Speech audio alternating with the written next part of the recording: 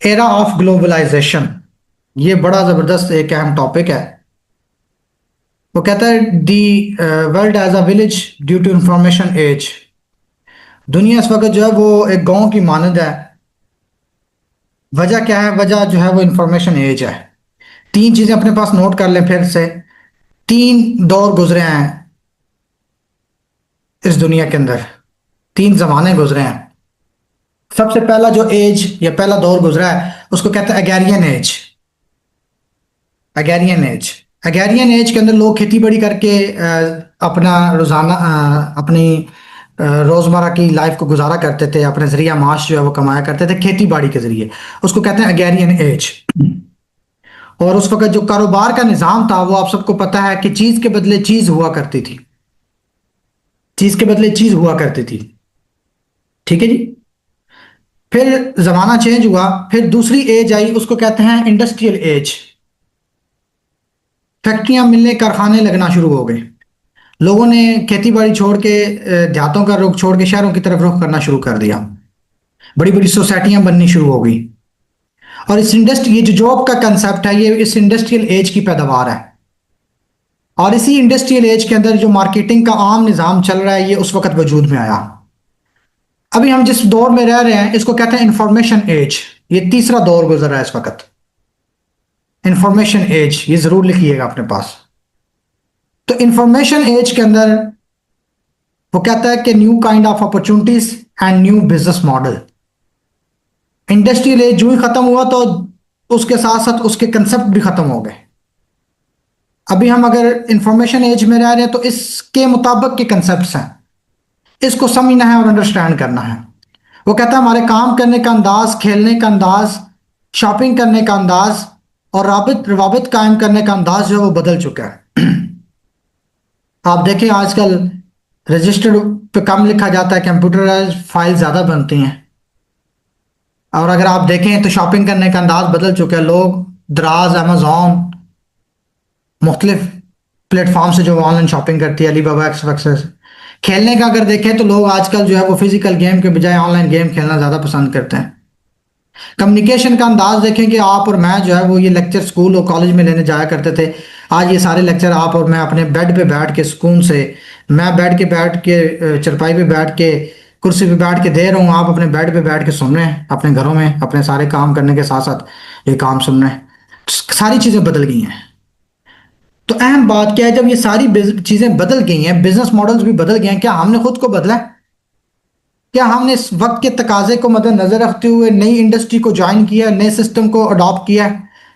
नहीं किया तो हमें करना चाहिए। यकीनन हम सब ने कर लिया तभी ये सेशन सुन रहे हैं। तो आने वाले वक्त के अंदर जो चीजें अहम है उनको अंडरस्टैंड करना है। हम जिस इंडस्ट्री पे काम कर रहे हैं ये एक लेटेस्ट इंडस्ट्री है, इसके ऊपर आपको यकीन होना चाहिए। तो आइए देखते हैं ये इंडस्ट्री कौन सी है। तो अपनी इंडस्ट्री पे यकीन रखें। हम दो इंडस्ट्रीज पे इस वक्त काम कर रहे हैं, अपने पास लिख लीजिएगा। सबसे पहले पास हमारे पास जो इंडस्ट्री है उसको कहते हैं डायरेक्ट सेलिंग की इंडस्ट्री। हम इस वक्त डायरेक्ट सेलिंग पे काम कर रहे हैं। और नंबर दूसरे पे जो हमारे पास इंडस्ट्री है उसको कहते हैं हम ई कॉमर्स की इंडस्ट्री। ये इन दो इंडस्ट्रीज हैं जिस पे अभी हम इस वक्त काम कर रहे हैं।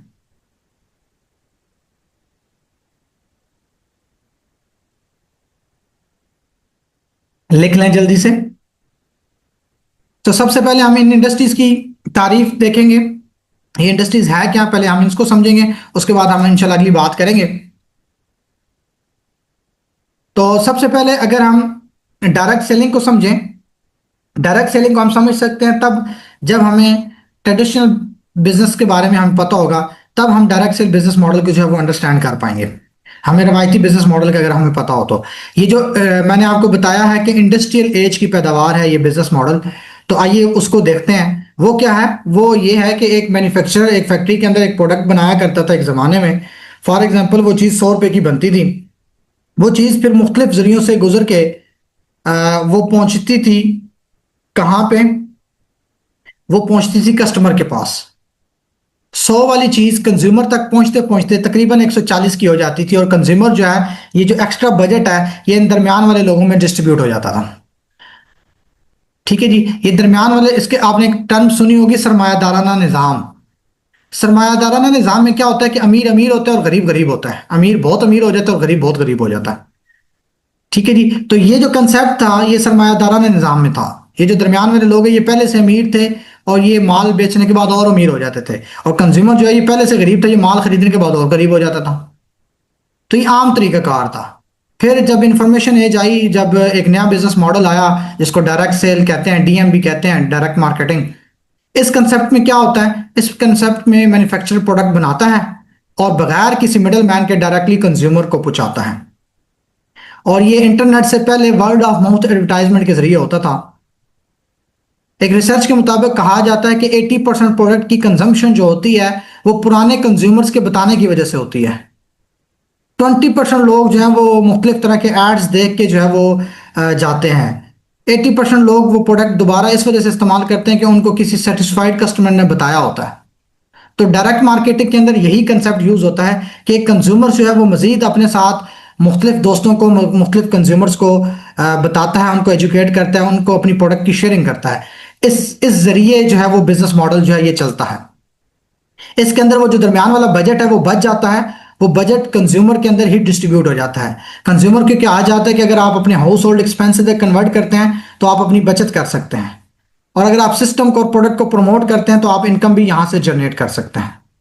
यहाँ पे शायद अफरीदी, वसीम अकरम, रीमा, मीरा अली जफर, ये जितने भी एडवर्टाइजमेंट करने वाले होते हैं उनको पैसा नहीं दिया जाता, बल्कि ये पैसा जो है ये आम कंज्यूमर्स को दिया जाता है डिस्काउंट की शक्ल में, और उसे प्रमोट करने की सूरत में इनकम की शक्ल में उसको पैसा दिया जाता है।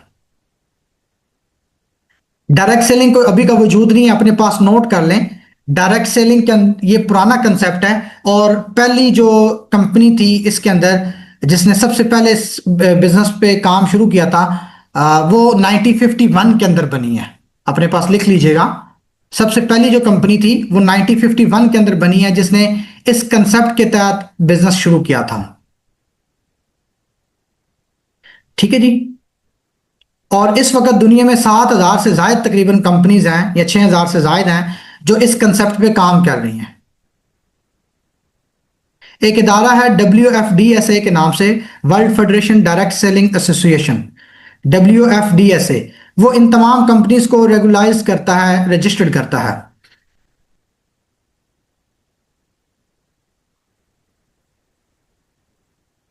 जी। तो हमारे सामने एक पिक्चर मौजूद है, बिल क्लिंटन। ये आपको पता है एक्स प्रेसिडेंट है, और ये तकरीबन 98 और 2000 के अंदर ये प्रेसिडेंट हुआ करते थे अमेरिका के। उस वक्त अमेरिका के अंदर इंडस्ट्रियल जो डायरेक्ट सेलिंग की इंडस्ट्री थी वो किस लेवल पे थी, ये अपनी इस वीडियो बयान के अंदर जो है वो बताते हैं। आप सबका होमवर्क है, यूट्यूब के ऊपर जाके आपने इन सब की ये वीडियो सुननी है। सन 2000 के अंदर उस वक्त क्या मामला थे डायरेक्ट सेलिंग के, आपने लिखना है यूट्यूब के ऊपर bill Clinton about direct selling.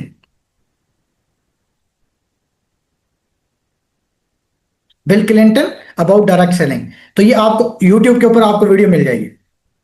इसी तरह का आपको फ्रंट पेज मिलेगा, उससे आप वीडियो वॉच कर सकते हैं। अभी हम यहाँ पे इसको वीडियो को नहीं देखेंगे, लेकिन आपने ये देख के अपने सीनियर्स को उसका फीडबैक जरूर देना है। आइए थोड़ा सा करंट सर्वे हम चीजें देखते हैं, करंट चीजें चेक करते हैं कि अभी मामलात क्या हैं। 2021 तक का डाटा मेरे सामने मौजूद है। एक रिपोर्ट के मुताबिक 2021 तक 128 मिलियन के करीब लोग थे जो इस डायरेक्ट सेलिंग इंडस्ट्री के साथ इन्वॉल्व थे। 128 मिलियन। और मैं आपको बताता चलूं कि दुनिया के अंदर वाहिद इतनी ये इंडस्ट्री है जिसमें इतनी बड़ी तादाद जो है वो लोगों की काम कर रही है। किसी और एक सिंगल इंडस्ट्री में इतने नंबर ऑफ पीपल जो है वो मौजूद नहीं है जितने नंबर ऑफ पीपल जो है इस वाहिद डायरेक्ट सेलिंग इंडस्ट्री में मौजूद है। और ये किसका डाटा है, यकीनन अभी ये डाटा जो है वो बहुत आगे जा चुका होगा। आइए देखते हैं कि कौन कौन से कंट्री जो है वो इसमें इन्वॉल्व हैं और ज्यादातर कौन से कंट्री काम कर रहे हैं। इसमें सबसे बड़ी जो मार्केट है वो अपने पास लिखिएगा, वो यूनाइटेड स्टेट की है। ये सारा 21 का डाटा है मेरे पास। तो 21 के डाटा के मुताबिक सबसे बड़ी मार्केट यूनाइटेड स्टेट है जहां पे 42.67 बिलियन डॉलर की जो है वो बिजनेस हुआ। और नंबर दूसरे पे जो है वो कोरिया है जहां पे तकरीबन 20 मिलियन के करीब। और नंबर तीसरे पे जर्मनी है, और नंबर चौथे पे चाइना है डायरेक्ट सेलिंग इंडस्ट्री के अंदर। और ये सारे कंट्री अगर आप देखें तो ये जो है वो अपडेटेड कंट्री है, डेवलप्ड कंट्री है। ऐसा नहीं है कि जो है वो किसी आम कंट्री के अंदर ये काम हो रहा हो। टॉप के कंट्रीज हैं। क्लियर हो गया जी, सबने लिख लिया? थोड़ा सा आगे चलते हैं। फ्यूचर क्या है इसका?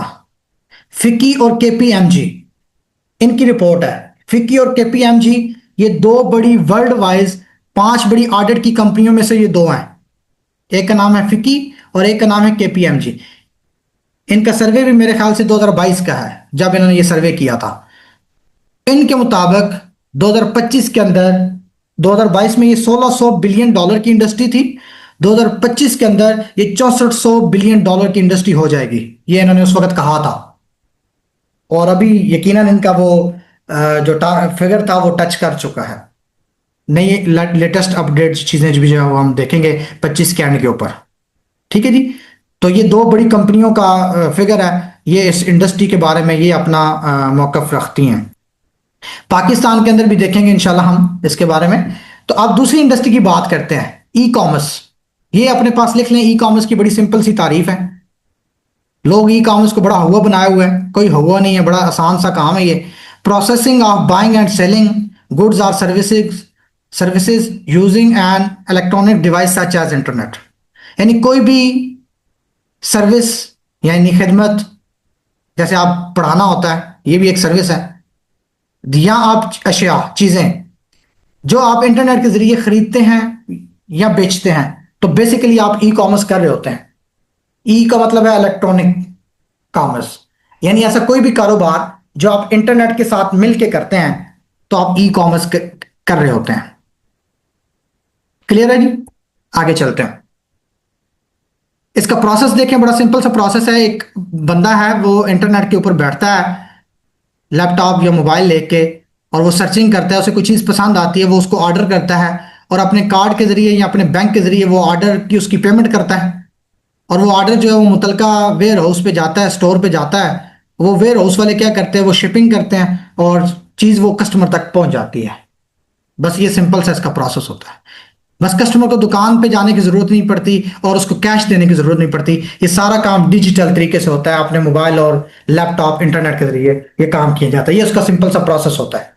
आप इसके अंदर आप अमेजोन को फिट कर दें, जिसको मर्जी फिट कर दें, वो एक अलग मामला है। हर किसी का अपना एक तरीका कार है। मजीद आगे डिटेल में जाएंगे तो आइए देखते हैं ई कॉमर्स की दुनिया के अंदर वर्ल्ड वाइड क्या डाटा है। ई कॉमर्स की दुनिया के अंदर जो सबसे बड़ी मार्केट है वो इस वक्त चाइनीज मार्केट है। अब यूनाइटेड स्टेट नहीं है।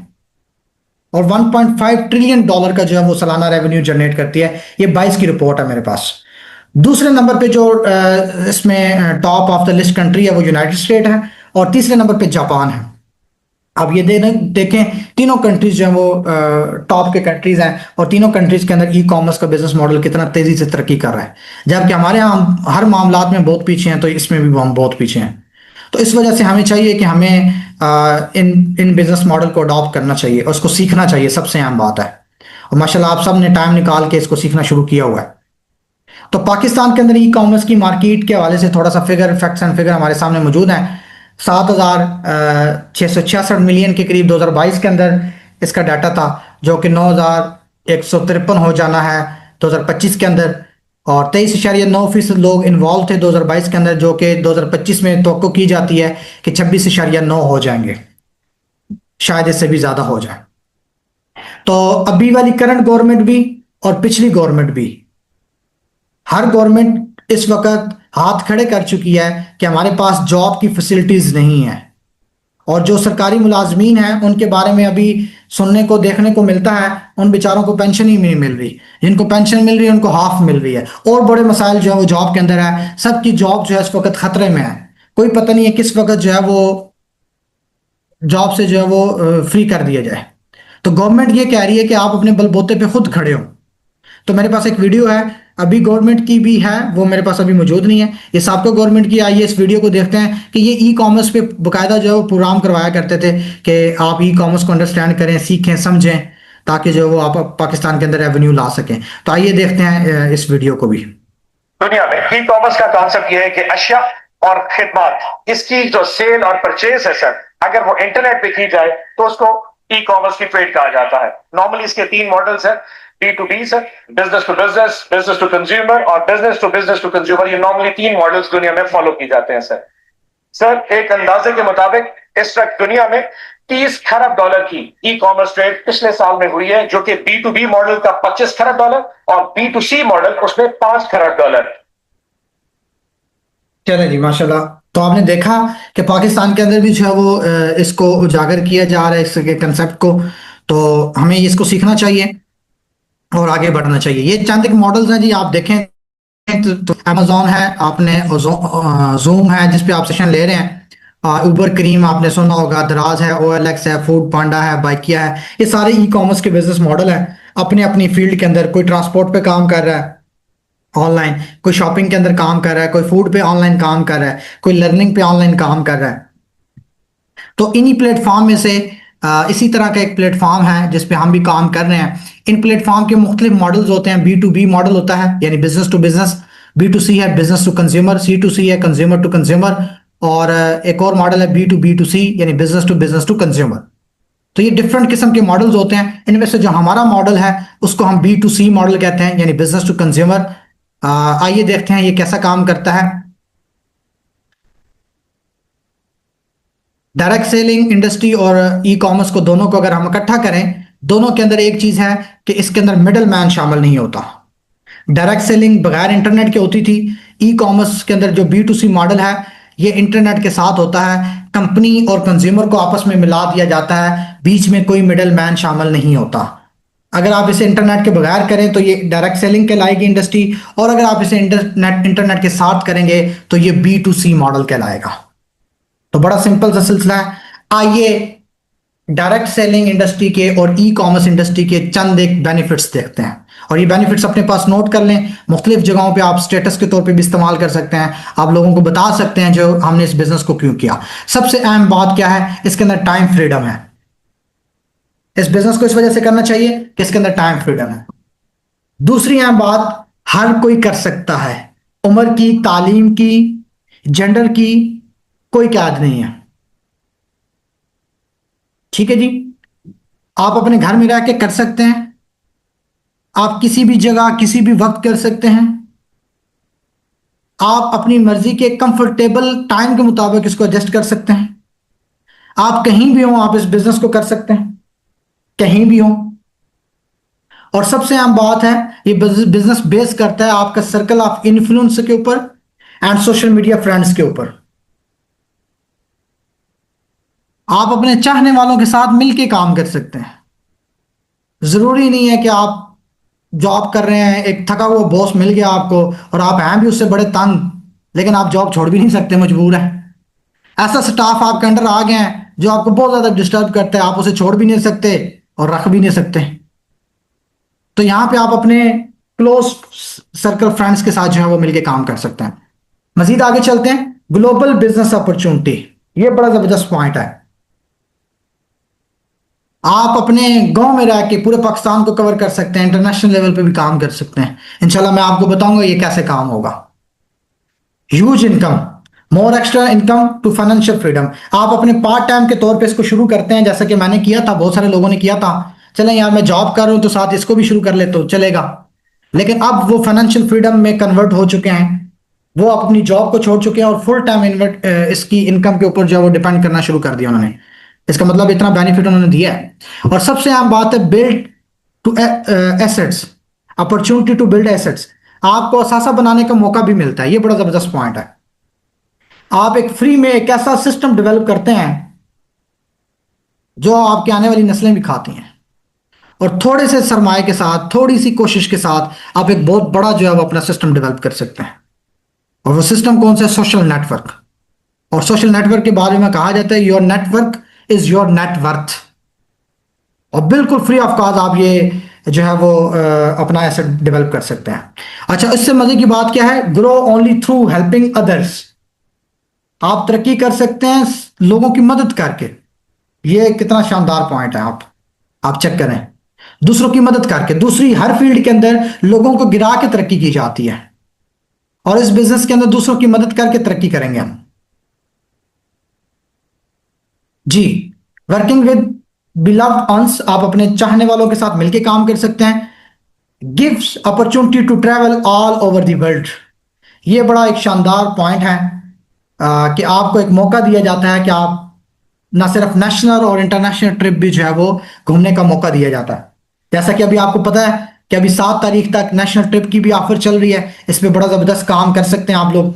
अच्छा, इसके अलावा आपको पता है कि पाकिस्तान से जो चंद लीडर्स हैं वो इंटरनेशनल ट्रिप भी क्वालिफाई कर चुके हैं पाकिस्तान से, तो वो भी जा रहे हैं। तो ये आपके सामने है, सिर्फ बताया नहीं जा रहा बल्कि आपके सामने ये अपॉर्चुनिटी दी जा रही है।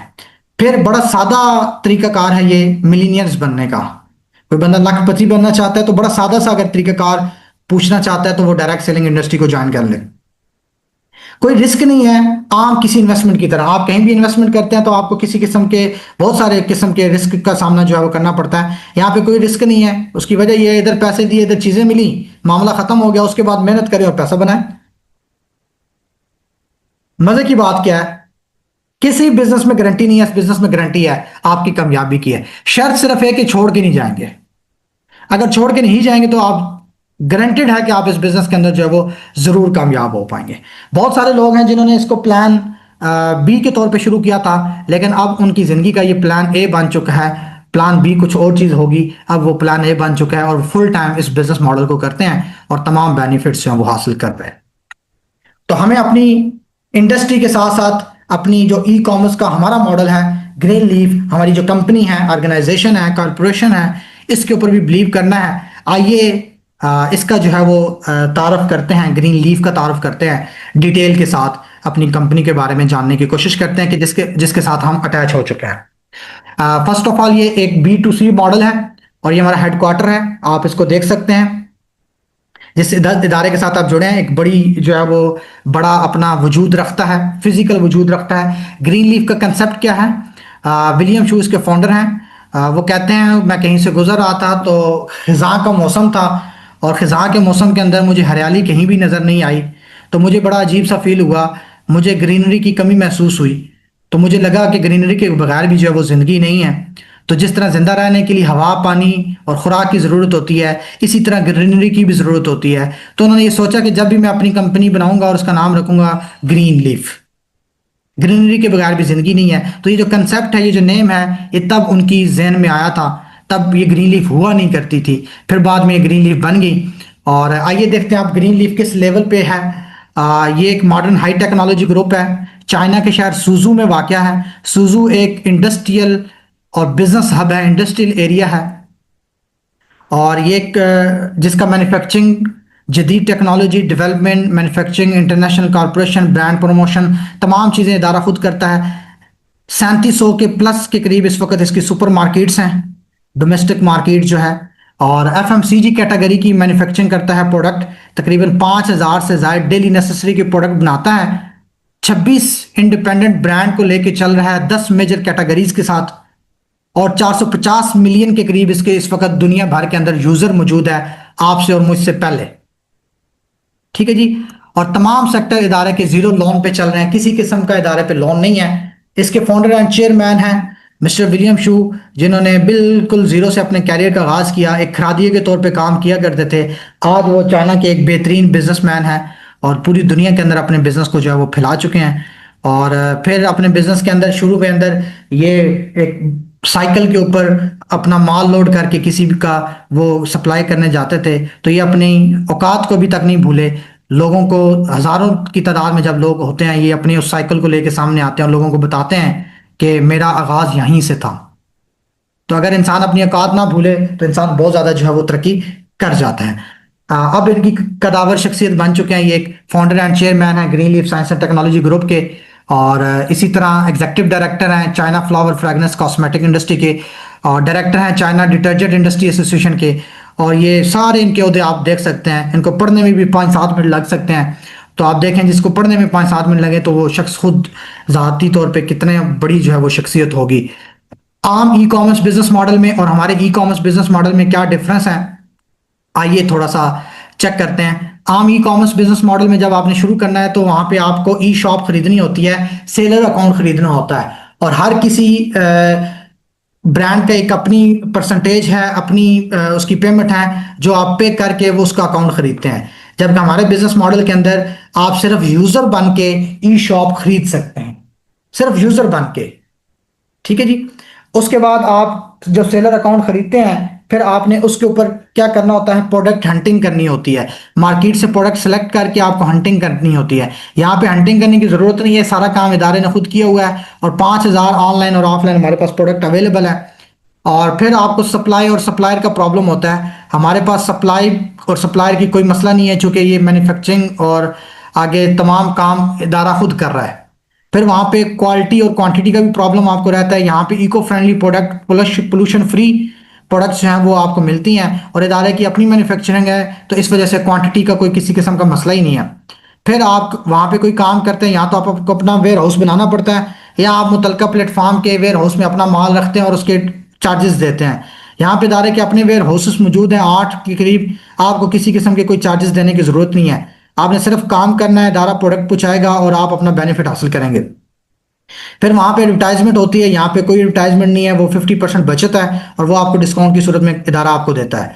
वहां पे आपको पब्लिक ट्रैफिक लानी पड़ती है ई शॉप के ऊपर। यहाँ पे आपका इर्द गिर्द एरिया ही आपकी पब्लिक ट्रैफिक है, आपका सोशल मीडिया अकाउंट ही आपके पब्लिक ट्रैफिक है।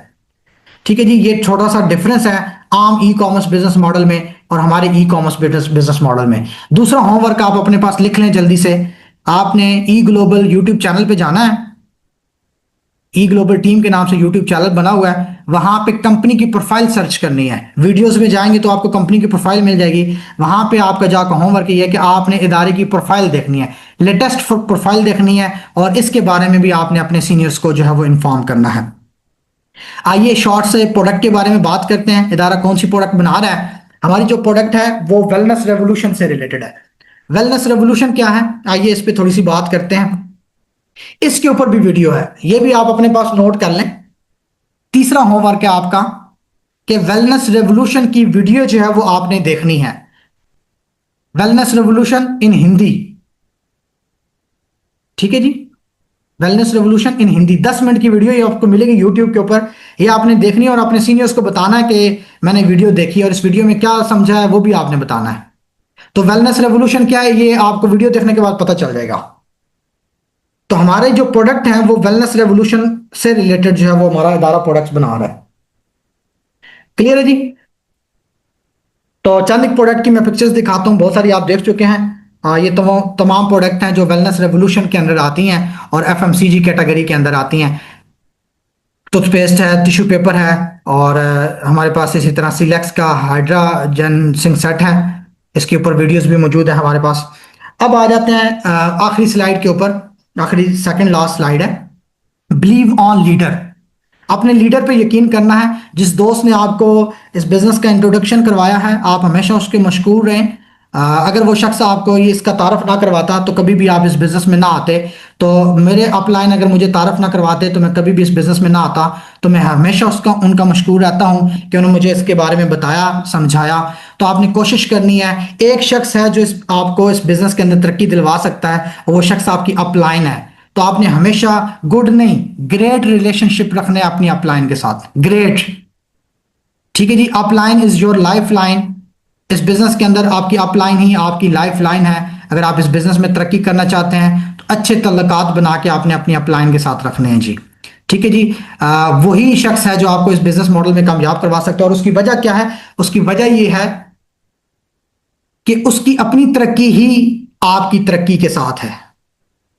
उसकी अपनी तरक्की जो है वो आपकी तरक्की के साथ है। इस वजह से वो कभी भी आपको छोड़ के नहीं जाएगा, बल्कि वो आपकी हमेशा सपोर्ट करेगा। आपको मार्केट से नेगेटिविटी का सामना करना पड़ेगा। आइए वीडियो देखते हैं, अपलाइन आपको कैसे बचाएगा, आइए देखते हैं।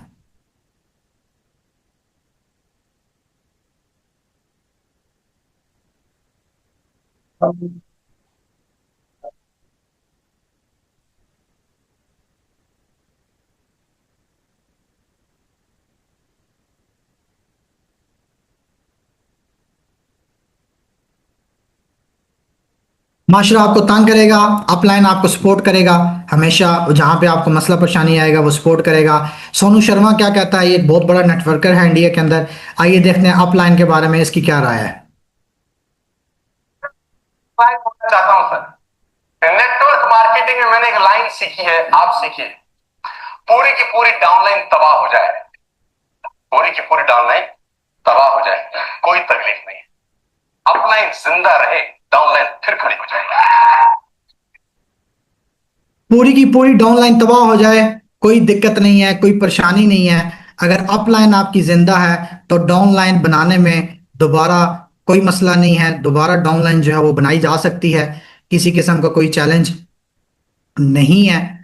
तो आपने अपने अपलाइन के साथ जो है वो अपने तल्लुकात को बेहतर रखना है, अपनी अपलाइन के साथ आपने अपने तल्लुकात को बेहतर रखना है। तो पूरी की पूरी डाउनलाइन तबाह हो जाए, कोई परेशानी नहीं है, अपलाइन जिंदा रहनी चाहिए, तो डाउनलाइन जो है वो इंशाल्लाह फिर खड़ी हो जाएगी। अगला टॉपिक है हमारा, वो है जी पैराडिम। पैराडिम क्या है जी? पैराडिम बड़ा जबरदस्त टॉपिक है जी। आपके सोचने का अंदाज, आप क्या सोचते हैं, कैसा सोचते हैं, ये बड़ी अहम बात है। एक हमने नेगेटिव पॉजिटिव की बात की थी। एक पिक्चर नजर आ रही है, जब पहली दफा हम इस पिक्चर को देखते हैं तो हमें मुख्तलिफ चीजें जो है वो समझ आती हैं। मैंने एक से पूछा, उसने कहा मुझे ऊंट नजर आ रहा है, एक ने कहा मुझे हाथी नजर आ रहा है, एक ने कहा मुझे बंदा नजर आ रहा है, एक ने कहा खातून नजर आ रही है। मैंने कहा थोड़ा वाज़ेह करता हूं। जब वाज़ेह किया तो सब ने कहा हाँ नहीं, तो ये तो हाथी भी नहीं है, ये ऊंट भी नहीं है, बल्कि ये तो एक इंसानी शक्ल है। जब इसी तस्वीर को किसी और एंगल से देखने की कोशिश की सब ने, जब मजीद कलर इसमें भरे गए तो टोटल कंसेप्ट बदल गया। फिर पता चला कि खातून है जिसने अपनी गोद में बच्चा उठाया हुआ है। तो चीज वही है, लेकिन मुख्तलिफ एंगल से मुख्तलिफ इस तस्वीर को देखा गया। जिस जिस पॉइंट ऑफ व्यू से देखा गया, आपकी राय बदलती गई। तो किसी चीज के बारे में जब आप कोई राय कायम करते हैं, किसी एक पॉइंट ऑफ व्यू की वजह से आपने उसकी राय कायम नहीं करनी, बल्कि आपने डिफरेंट एंगल से उसको जरूर देखना है। तो ये था सोचने का अंदाज, देखने का अंदाज, ठीक है जी। और इसी तरह जब हम ग्लासेस लगाते हैं, काली ऐनकें लगाएंगे तो काला नजर आएगा, ग्रीन लगाएंगे तो ग्रीन नजर आएगा, नीली लगाएंगे तो नीला नजर आएगा। बाहर शदीद धूप होती है, जो ही आप ग्लासेस लगाते हैं तो आपको ऐसा लगता है छाँव छाँव है। तो क्या बाहर छाँव आ गई? बाहर छाँव नहीं आई, बल्कि आपने अपनी आंखों पे जो चीज लगाई है उसकी वजह से वो इफेक्ट नजर आ रहा है। तो चीज कैसी है ये मैटर नहीं करता, आप उसे कैसा सोचते हैं ये मैटर करता है। आपके सोचने का अंदाज क्या है ये मैटर करता है। ये बड़ी अहम बात है। ये था देखने का और सोचने का अंदाज। एक है वर्क पैराडिम, काम का अंदाज। लेजर्ड exchange time there get the food. ये अपने वक्त के बदले में पैसा बनाती है, खुराक हासिल करती है। कुछ लोग अपना वक्त स्पेंड करते हैं और खुराक हासिल करते हैं, वो छिपकली की मानद भी काम करते हैं। इंसान के लिए हर चीज सीखने के लिए अल्लाह ताला ने बनाई है, तो छिपकली से हम ये भी एक चीज सीख सकते हैं। दूसरी तरफ मकड़ा है। मकड़े का काम का अंदाज कुछ यूं है। मकड़ा क्या करता है? मकड़ा जो है वो एक प्रोडक्टिव एसिड्स बनाता है, खुराक के पीछे नहीं भागता, बल्कि अपना असासा बनाने के लिए कोशिश करता है। और जब सुबह उठता है तो उसके असासे के अंदर, उसके एसिड्स के अंदर, उसकी फैक्ट्री के अंदर खुराक जमा होती है, वो अपनी मर्जी से जाके खाता है। जब इसे भूख लगती है ये खुराक के पीछे नहीं भागता, बल्कि अपने बनाई हुई फैक्ट्री पे जाता है, अपने एसिड्स पे जाता है और अपने असासे पे जाके अपनी खुराक हासिल कर लेता है। तो हमने इससे क्या सीखा कि एक छिपकली का तरीकाकार है और एक मकड़े का तरीकाकार है। हमें किस अंदाज में काम करना है ये हम पे डिपेंड करता है। मिस्टर रॉबर्ट कहते हैं हमारे माशरे में 2 तरह की नहीं बल्कि 4 तरह की माइंडसेट के लोग होते हैं। कैश फ्लो क्वाड्रेंट के अंदर एक 4 क्वाड्रेंट थ्योरी पेश करता है और कहता है 4 तरह के जो माइंडसेट है वो इस दुनिया में पाए जाते हैं। एक माइंडसेट है जिसको एम्प्लॉय कहते हैं, और ये हमारे माशरे के अंदर 90% माइंडसेट है, और ये इंडस्ट्रियल माइंडसेट है। ये कहता है मुझे पक्की नौकरी मिलनी चाहिए, बस 8 घंटे ड्यूटी करें और महीने बाद तनख्वाह आनी चाहिए। ये अपने बॉस के लिए काम करता है और ये सारी जिंदगी काम करता रहता है और बॉस को बना के पैसे देता है और बॉस उसमें से थोड़ी सी सैलरी की सूरत में इसको दे देता है। ये अपने वक्त से लेट जाता है काम पे और आने में इसको हमेशा जल्दी होती है। ये एक माइंडसेट है। एक और माइंडसेट है, वो कहता है मैं किसी की ओर बर्दाश्त नहीं करूंगा, मैं अपना जाती काम करूंगा। इसको कहते हैं सेल्फ एम्प्लॉय। ये दुनिया में 5% होते हैं जो अपना जाती काम करते हैं। तीसरी कैटेगरी है बिजनेस ऑनर की। इसको खुद काम करना अच्छा नहीं लगता, ये टीम हायर करता है। अगर इसके अंदर किसी किस्म की कमी होती है तो ये परेशान नहीं होता, बल्कि उस मुतलका एक्सपर्ट लोगों को हायर करता है, उनको सैलरी देता है और उनसे काम लेता है और खुद बैठ के मज़े से जो है वो उनको डायरेक्शन दे रहा होता है और मज़े से खाता है। ये सिस्टम बनाता है और इस सिस्टम के अंदर पैसा और लोग जो हैं वो इसके लिए काम करते हैं। इसको कहते हैं बिजनेस ऑनर, और ये 4% लोग होते हैं। और एक कैटेगरी है इन्वेस्टर की, जो पैसे के बदले में पैसा कमाती है। ये अक्सर औकात इस बिजनेस ऑनर के सिस्टम के अंदर अपना पैसा लगाते हैं और अपना प्रॉफिट हासिल करते हैं। तो ये मुख्तलिफ 100 तरह के 100% लोग हैं, मुख्तलिफ माइंडसेट के लोग हैं। 95% पीपल ऐसे हैं जिनके पास दुनिया की 5% सिर्फ दौलत है, और उसकी वजह यह है कि वो पैसे के लिए काम करते हैं। और दूसरी तरफ दुनिया के 5% ऐसे लोग हैं जिनके पास 95% दौलत है, और उसकी वजह यह है कि ये पैसे के लिए काम नहीं करते, पैसे से काम लेते हैं। हम इस वक्त कहाँ पे हैं और हमें कहाँ जाना चाहिए, ये हमें खुद जो है वो डिसाइड करना है। लेफ्ट क्वाड्रेंट वालों में और राइट क्वाड्रेंट वालों में मेन फ़र्क क्या है? लेफ्ट क्वाड्रेंट वाले जो लोग हैं वो काम करते हैं, काम करके इनकम हासिल करते हैं, छिपकली की तरह टाइम देते हैं और उसके बदले में पैसा बनाते हैं। इंसान है, बीमार हो सकता है, कुछ भी हो सकता है, अगर काम बंद हो जाए तो इनकम भी बंद हो जाती है, तो घर का निज़ाम डिस्टर्ब हो जाता है। राइट साइड वाले क्या करते हैं? मकड़े की तरह ये काम करते हैं और सिस्टम डेवलप करते हैं, अपना असासा बनाते हैं और सिस्टम से आमदन हासिल करते हैं। ये भी इंसान है, अगर इनके साथ कोई मसला बन जाता है, इनका सिस्टम चलता रहता है और सिस्टम से इनकी इनकम आती रहती है, इनको किसी किस्म की कोई परेशानी की ज़रूरत नहीं होती, चूंकि इन्होंने प्रोडक्टिव एसेट्स जो है वो बनाया होता है। ठीक है जी। मजीद 4 कैटेगरी के लोग हैं। एक ऐसे हैं जिनके पास टाइम है, पैसे नहीं है। एक ऐसे हैं जिनके पास पैसे हैं, टाइम नहीं है। एक ज़बरदस्त किस्म के लोग हैं जिनके पास ना तो पैसा है और ना टाइम है। और एक कैटेगरी है जिनके पास पैसा भी बहुत ज़्यादा है और टाइम भी बहुत ज़्यादा है। आप इन सब कैटेगरीज के अंदर से किस कैटेगरी में आना चाहते हैं, ये आपने डिसाइड करना है, आपने बताना है। आप अपनी अपलाइन को बताएंगे कि आप किस कैटेगरी में आना चाहते हैं और अभी इस वक्त कहाँ पे हैं। अगर आप चाहते हैं हैव मनी और हैव टाइम वाली कैटेगरी में आए, जिसमें आपके पास बहुत ज़्यादा पैसा हो और बहुत ज़्यादा आपके पास टाइम हो, तो आपने क्या करना है? आपने इस BSS ट्रेनिंग का जो पार्ट वो आपने ज़रूर अटेंड करना है, और आप अल्लाह ने चाहा वो अटेंड करके हैव मनी हैव टाइम वाली कैटेगरी के अंदर ज़रूर शामिल हो पाएंगे। आप अपने सीनियर को कह के इसका जो है वो आप ज़रूर अटेंड करें। आपका और मेरा साथ यहीं तक था। आपका सुनने का बहुत ज़्यादा शुक्रिया। अपना ख्याल रखिएगा। नेक्स्ट लाइव किसी सेशन के अंदर आपसे दोबारा मुलाकात होगी।